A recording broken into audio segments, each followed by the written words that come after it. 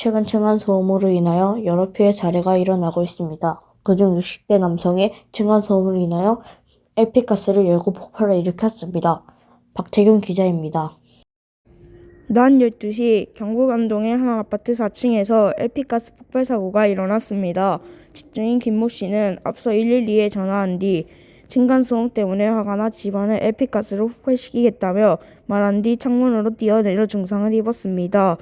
그리고 아파트 현관문에는 가스가 빠져나가지 못하게 실리콘으로 막은 것으로 추정되고 대량의 폐 신문지도 발견되었습니다.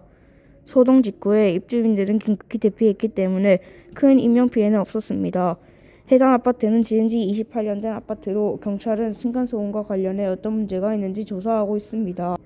MBS 박태균 기자입니다. 층간소음에 관하여 3명에게 인터뷰를 해보았습니다. 네, 겪어봤어요. 네. 저희 윗집에 할아버지 할머니가 사시는데 주말마다 손주가 놀러 오는데 그 손주가 밤이고 낮이고 엄청 뛰어가지고 지금 괴롭습니다. 정말 불쾌했어요. 제가 TV를 보고 있었는데 하필 그때 층간소음을 해가지고 TV 소리가 안 들려서 정말 화났습니다.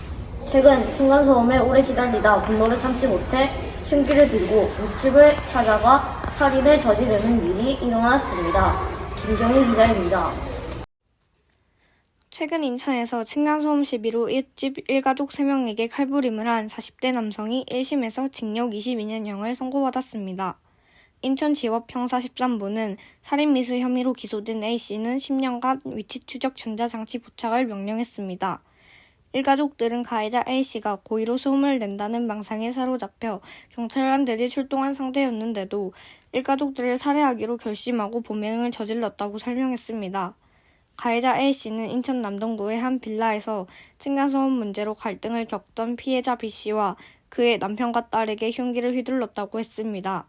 피해자 B씨는 흉기에 목을 찔린 결과 뇌경색이 발생해서 수술을 받았습니다.